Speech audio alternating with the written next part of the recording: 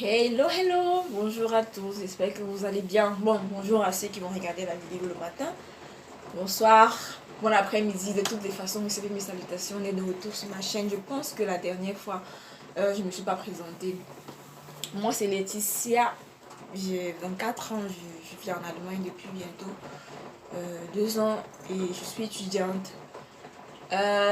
Si on veut tenir compte de la vidéo précédente, je dois normalement vous parler des petits déboires, de l'Europe, des petits problèmes que je rencontre et tout, et tout. On va en parler.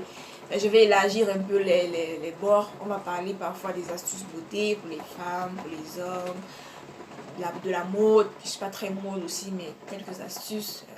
On va se poser quelques astuces, on va parler de propriété, on va parler d'hygiène, on va parler d'un peu de tout. On va parler de la vie quotidienne en fait.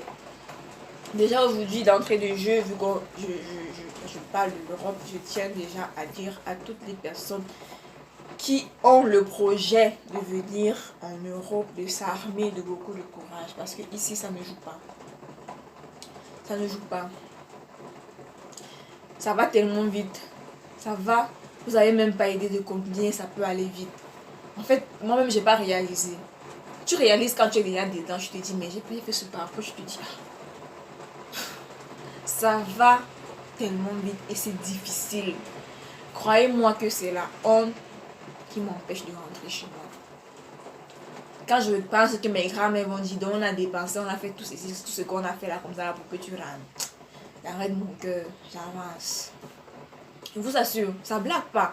Vous allez dire, ah, ça blague pas, mettez du jour. Le fait de pourquoi la raison pour laquelle je suis là, c'est la honte qui m'empêche moi particulièrement de rentrer. Et c'est que tellement de personnes se sont mis ensemble pour que je sois là, que je vienne demain leur dire, je suis plus là, machin, ça m'intéresse plus, c'est pas cool. Donc je me dois, c'est au moins pour ces gens-là de continuer le petit chemin que j'ai entrepris. Et croyez-moi que c'est pas facile. C'est pas facile. Vous allez dire, ceux qui me connaissent vont dire, mais toi tu as la famille, toi toute ta famille, presque toute ta famille est ici, donc c'est pas seul, t'es pas perdu. Oui, pour moi, regardez que déjà malgré moi que j'ai toutes ces personnes-là, j'arrive à vous dire que c'est pas facile. Imaginez quelqu'un qui n'a pas toutes ces personnes-là, qui arrive et qui est seul, qui va se débrouiller tout seul. Je vais vous raconter aujourd'hui 2 anecdotes. La première anecdote, ça sera pour vous montrer à quel point déjà les débuts sont difficiles. Et la deuxième, c'est pour vous montrer, ça sera pour vous expliquer pourquoi vous devez vous armer de courage quand vous venez ici. La première déjà, elle concerne un ami avec qui j'ai voyagé. Aujourd'hui, on est amis parce qu'on se comprend bien. On a voyagé ensemble. Lui, il arrive dans une ville, on a texté dans une ville, il devait carrément aller dans une autre ville parce qu'il n'y a pas d'aéroport dans la ville là. Il arrive comme ça, il n'y a personne qui va venir le chercher. Chance est pour lui que c'est quelqu'un qui est très ouvert, quelqu'un de très poli, quelqu'un qui va vers les gens. Donc il est venu vers moi, après il est allé vers ma soeur, il a expliqué le pourquoi ma soeur. Parce que moi, ma soeur venait me chercher à l'aéroport, il a expliqué à ma soeur. Elle d'abord, elle te chauffe d'abord bien, elle te regarde d'abord bien, et puis elle t'aide, juste pour te dire que tu pensais que tu allais où tu viens quelque part comme ça avec tes grosses valises là, tu es seule, tu n'as personne qui vient t'accueillir, tu pensais que tu allais où, elle a chauffé et puis elle a aidé. Imaginez quelqu'un qui arrive comme ça là, déjà il ne trouve pas peut-être un noir qui va, son frère qui va l'aider et déjà apprenez un peu l'anglais, un peu seulement l'anglais, déjà pour vous défendre. Parce que si vous allez même vers un étranger, il faudrait que vous puissiez trouver une langue avec laquelle vous vous comprenez tous les deux. Donc l'anglais, il faut l'apprendre, je vous le conseille. Déjà pour aller même vers un étranger, il faut être quelqu'un qui va vers les gens. Parce que c'est quelqu'un qui dit, je me suffis à moi, je vais me débrouiller tout seul. Vous pouvez, il y en a qui le font, il y en a qui se débrouillent seuls et que ça marche. Donc, vous pouvez le faire et que ça marche pour vous. Mais soyez quelqu'un d'ouvert, allez vers les gens et soyez poli. Ça, c'est le premier truc que je vais vous dire quand vous avez des projets vraiment pour l'Europe. Armez-vous de courage et soyez quelqu'un d'ouvert et de très poli. Demandez quand vous avez besoin d'aide. Ne restez pas dans votre camp attendez qu'on vient vous aider. Non. Ma soeur l'a aidé parce qu'il est venu vers nous. S'il n'était pas venu vers nous, on allait pas lui demander, mais tu fais quoi là? On allait le laisser là, on allait continuer notre route. Donc, soyez quelqu'un d'ouvert et de gentil. Ça, c'est le 1. Et pour ceux qui viennent, qui n'ont personne là, qui font les avocats, ça vous regarde. Chacun porte sa croix, chacun vit sa vie. Au moins, ce que je peux vous dire, c'est que soyez quelqu'un d'ouvert. Peu importe, même quand vous venez là, vous êtes quelqu'un qui vous cherchez, qui a du retard et tout. Juste même pour sortir, que vous la pour retrouver, vous ne savez pas où il faut aller prendre les valises et tout. Il faut que vous vous renseignez encore. Donc, si vous êtes quelqu'un d'arrogant, vous restez là à attendre les bras croisés que Et c'est pas que Jésus descend du ciel pour venir vous aider. Non. Soyez quelqu'un d'ouvert. Soyez quelqu'un d'ouvert et de poli. Là, c'est le premier point. Parce qu'il y en a qui arrivent vraiment. Je sais pas, là, c'était vraiment... Je pense que là, c'était vraiment la première situation que j'ai vécue en Europe qui m'a montré que si j'avais pas les gens, si j'étais seule et que j'étais quelqu'un d'arrogant, j'allais pas m'en sortir. Les gens, ils croient que je suis un peu arrogant. J'allais pas m'en sortir. Donc, la chance, c'était pour moi que j'avais ma famille. Donc, ne refaites pas les mêmes erreurs. Soyez pas arrogant. Soyez facile à vivre. Soyez facile à vivre. Allez facilement vers les autres. Ne vous repliez pas sur vous-même. Ça, et en plus, quand tu arrives, les choses vont. J'ai eu un accident. Moi, j'ai envie de l'appeler pour lui demander, mais tu as fait comment? Tu as fait comment pour faire toute la paperasse qui suit? Parce que moi, je pense que si ma soeur n'avait pas été là, j'aurais pris du temps. Peut-être on m'aurait même renvoyé chez moi parce que je n'ai pas su qu'il fallait faire ci, il fallait faire ça. Il y a un long processus. Parce qu'on pense que quand on a eu le visa, on arrive en Europe, c'est fini. Il y a un long processus comme ça. Tu arrives, il te faut une adresse. Il faut t'inscrire au cours de l'année, il faut acheter les tickets, il faut te mettre dans le bus, il faut savoir comment on prend le bus, comment on prend les métros, les combinaisons d'ici, les combinaisons de cela. Tu n'as même pas le temps de dire, oui, je suis en Europe, oh l'Europe. Tu n'as pas le temps de dire l'Europe. Tu n'as même pas le temps de respirer que les choses sont déjà allées tellement vite. Parfois, j'ai envie de l'appeler, de lui demander, mais tu as fait comment tout seul? Parce que c'est que même là où il allait, il était seul. Tu as fait comment tout seul? Parce que c'est dur. Croyez-moi que c'est dur. C'est pas facile. Je rigole, mais c'est pas facile. C'est vraiment pas facile. Tu dois courir dans tous les sens. Il n'y a pas un jour où je te repose. Je me rappelle qu'il y avait des moments où j'oubliais, avec certains trucs que j'avais oublié de faire. Tellement tu as les trucs dans la tête que je dors, je me rappelle au milieu de la nuit, 1h du matin, je me lève et dis, mais je n'ai pas fait ci, je n'ai pas fait ça. Vous me voyez à 1h en train de chercher à résoudre le problème. À 1h du matin. Donc, comme je vous dis, soyez vraiment des gens des bosseurs et des gens forts pour entreprendre l'Europe. Soyez vraiment forts. La deuxième anecdote que je vais vous raconter, je vais pas dire, c'est parce que c'est par rapport au racisme ou si c'est la maltraitance, je sais pas, parce qu'aujourd'hui tout le monde parle du racisme. Et c'est vraiment pas quelle définition, quel mot donner à ce vécu-là. Moi, je suis allée en cours de langue. Je suis allée en cours de langue. J'ai fait, je crois que c'est 6 mois de cours de langue. J'ai fini mes cours de langue. J'ai pu avoir une place dans l'université. Et puis maintenant, l'été qui suivait, j'ai décidé d'aller travailler pour avoir un peu d'argent. La chance pour moi, j'ai été prise à Siemens. J'ai été prise à une... Je ne vais pas donner la... Siemens c'est grand, je vous dis Siemens. Qu'on ne me fiche pas en fait. J'ai été prise à Siemens, je devais travailler là-bas pour 1 mois. Croyez-moi que, bon, ils sont pas tous racistes. Ils sont pas tous mauvais. Il y avait vraiment des gens bien. Déjà qu'avec la langue, c'était du... Moi, je crois que j'avais même pas encore 1 an en Europe quand j'ai fait Siemens. Donc la langue, c'était pas encore trop ça. Et dès le départ, je leur ai dit que ça va être un peu difficile pour moi parce que déjà, je ne maîtrise pas la langue. Donc, soyez patients, soyez indulgents avec moi. Certains l'ont été. Et une seule, peut-être que tout le monde fait dans mon dos, mais il y a une seule qui est venue me montrer en face de moi que je vaux rien. Quelqu'un vous a tellement traité. Donc genre, j'en ai pleuré. Je me rappelle que j'avais appelé ma pote. J'étais au boulot, j'avais appelé ma pote pour me défouler sur elle. Elle me dit, mais... C'était tous les jours comme ça. Tous les jours. Dès qu'on me mettait dans un service où elle est chef de service, j'étais sûre que ma journée, elle était gâchée. Et même quand elle était dans un autre service, elle venait me chercher les problèmes dans mon service. Je n'ai pas fait si quand. Ce n'est même pas son service en fait. Donc, je suis dans mon service, elle est dans un autre service, carrément, elle vient me dire, je n'ai pas fait si quand. Je l'ai fait comme ça. Je te dis, mais je prends sur moi en fait. J'encaisse. Je dis rien.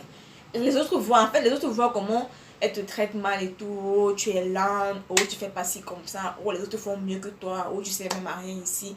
Les autres voient en fait, ils ne disent rien. Ils vont venir plutôt à moi me dire, oh, mais pourquoi elle te traite comme ça, tu as un problème avec elle et tout. Mais je leur ai répondu, mais allez lui demander. Allez lui demander, vous venez me demander ça pourquoi, vous comptez que c'est elle qui me traite mal et je ne riposte pas. Donc allez lui demander à elle pourquoi elle me traite mal. Ils ne l'ont pas fait. Ils viennent faire ça parce qu'ils aiment bien ça. Venir te caresser dans le sens du poil, déjà te dire laisse tomber, c'est pas grave et tout, ça va aller. Mais c'est grave. C'est grave que je te lève le matin à 7h, tu arrives au boulot, tu passes 7 heures au boulot à être avec le visage comme si tu étais constipé. Parce que quelqu'un te met, une seule personne te met mal à l'aise. Il y a plusieurs services, mais carrément, elle quitte son service, elle vient dans ton service te mettre mal à l'aise. J'en ai pleuré. J'en ai pleuré, je vous assure. J'en ai pleuré et je n'ai pas riposté. Donc je me suis dit que, je ne sais pas si c'était un test pour eux, je me suis dit qu'ils attendaient ce que, comme je suis la noire du service, que je dégamme, on sait que les noirs sont les dégammeurs, sont les fous et tout. Je n'ai pas dégammé, j'ai gardé mon calme jusqu'à la fin de mon séjour chez eux en fait. Quand ça n'allait pas, j'appelais ma pote, je me défoulais chez elle, je rentrais à la maison, j'expliquais à ma soeur, elle me dit que c'est ça le domaine du travail, bienvenue en Europe, ça va se passer comme ça, tu vas seulement serrer ton cœur et puis ça va aller avec le temps, tu vas t'habituer. On ne s'habitue pas à certaines choses, on s'habitue pas à certaines choses, croyez-moi. Il y a certains trucs auxquels on ne s'habitue pas.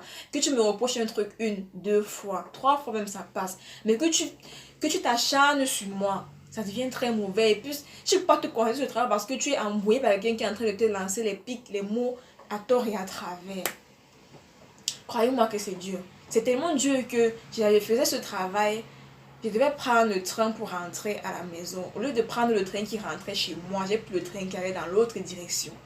C'est quand le train entre en gare de l'autre direction que j'ai dit, mais je suis où?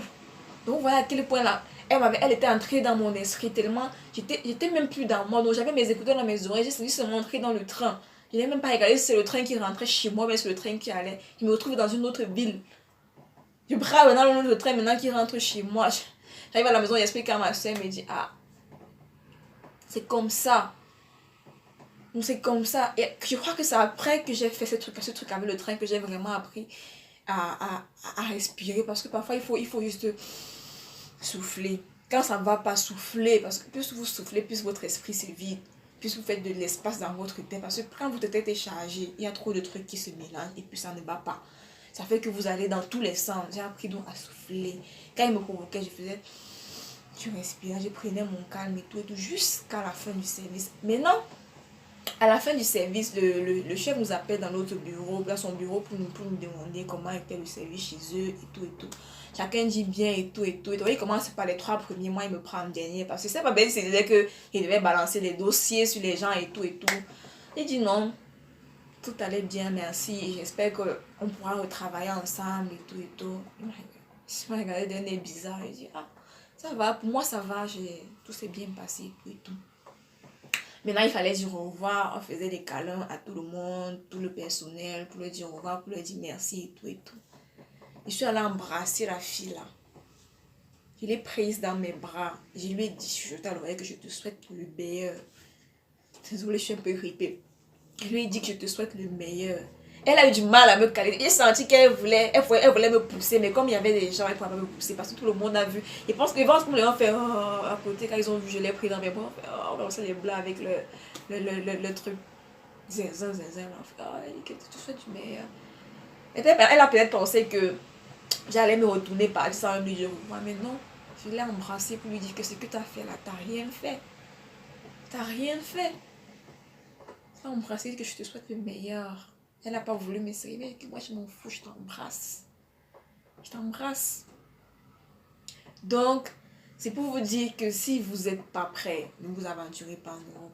Je vais vous raconter beaucoup d'anecdotes comme ça pour que vous vous mettez un peu dans le bain, pour que vous compreniez un peu ce qu'on vit ici en fait. Parce qu'il y a l'impression que tout le monde veut venir, mais vous ne savez pas en fait. Venez, je vous repousse pas de venir, venez.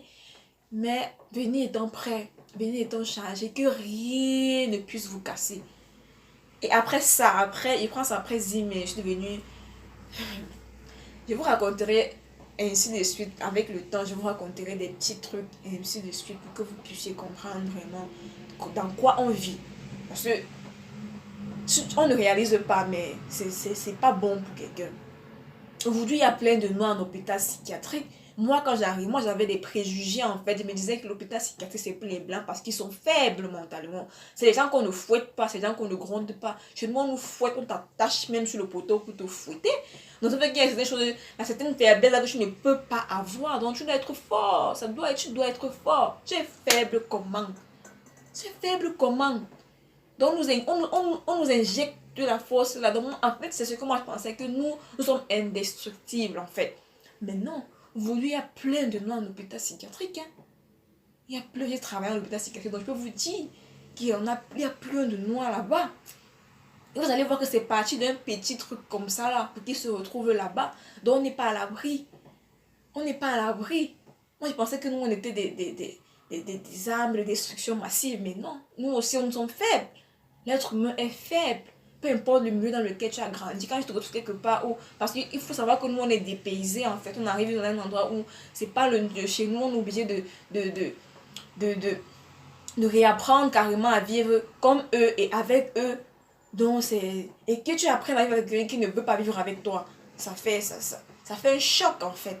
Ça fait... Certains le supportent, certains ne le supportent pas. Donc, à tous et à toutes qui avaient vraiment le projet de l'Europe, amenez-vous le courage. Et pour tous ceux qui sont là, moi je vous souhaite beaucoup de courage. Je vous souhaite parce que c'est pas facile.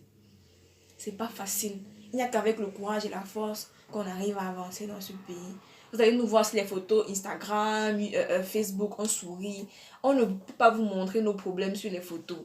Je peux vous expliquer ça en vidéo comme ça là pour que certains puissent un peu comprendre un peu comment ça se passe.